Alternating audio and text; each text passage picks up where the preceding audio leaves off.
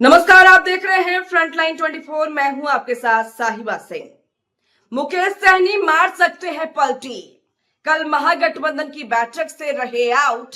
राजनीतिक गलियारों में मुकेश सहनी के बैठक में शामिल नहीं रहने को लेकर खूब हो रही है चर्चा। वीआईपी पार्टी के संस्थापक मुकेश सहनी फिर इस बार दो नावों पर पैर रखे हुए हैं। इधर महागठबंधन के साथ भी गला मिलाए हुए हैं और एनडीए गठबंधन से भी इनकी अंदर अंदर खिचड़ी पक रही है। भाजपा मुकेश सहनी के ऊपर महीनों से डोरा डाल रही है। भाजपा मुकेश सहनी को केंद्र में मंत्री बनाने तक का ऑफर दे चुकी है। इतना ही नहीं, बिहार में भी सम्मान देने का वादा कर रही है। कहने के लिए तो मुकेश सहनी भाजपा को अजगर बता रहे हैं।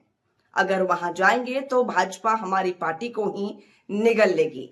पहले मुकेश सहनी का मुंह भाजपा जला चुकी है। 4 में से चारों विधायक वीआईपी छोड़ भाजपा चले गए और मुकेश सहनी को भी कहीं का नहीं छोड़ा। सहनी चले थे छब्बे बनने, दूबे बनकर रह गए।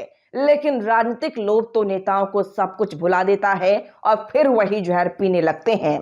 कोई बड़ी बात नहीं कि अति महत्वाकांक्षी मुकेश सहनी महागठबंधन को अलविदा कह दे। अब सवाल उठता है कि भाजपा मुकेश सहनी को एनडीए गठबंधन में लाने के लिए क्यों बेचैन है।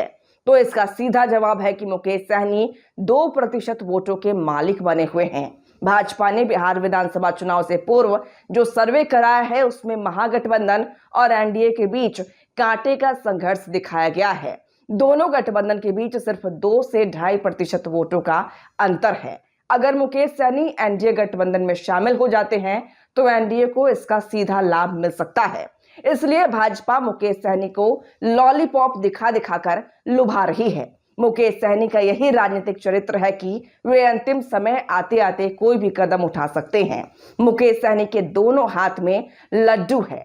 एनडीए गठबंधन के साथ गए तो केंद्र में मंत्री बन सकते हैं और बिहार भी हिस्सेदारी मिलेगी। मुकेश सहनी के दोनों हाथों में लड्डू है। एनडीए गठबंधन के साथ गए तो केंद्र में मंत्री बन सकते हैं और बिहार में भी हिस्सेदारी मिलेगी। नहीं, अगर महागठबंधन में ही बने रहे तो अधिक से अधिक सीट झपटना चाहेंगे। इसमें कोई दो बात नहीं है कि मुकेश सहनी दबाव की राजनीति करना जानते हैं। यह भी तय है कि महागठबंधन में मुकेश सहनी को एनडीए से अधिक सीटें मिलेंगी, तब यहाँ इनकी दुकानदारी खूब चलेगी। मुकेश सहनी की पार्टी में टिकटों का खरीद फरोख्त खुलेआम होता है, यह हर कोई जानता है। फिलहाल मुकेश सहनी बिहार छोड़ दिल्ली में डेरा डाले हुए हैं। उम्मीद है कि सहनी जी कभी भी एनडीए का दामन थाम सकते हैं और केंद्र में मंत्री बन सकते हैं। अमित शाह जाल बिछा चुके हैं, बस इस जाल में मुकेश सहनी फंसने ही वाले हैं। इसमें कितनी सच्चाई है यह तो नहीं पता, लेकिन फिलहाल मुकेश सहनी महागठबंधन नेताओं की नींद उड़ा दी है।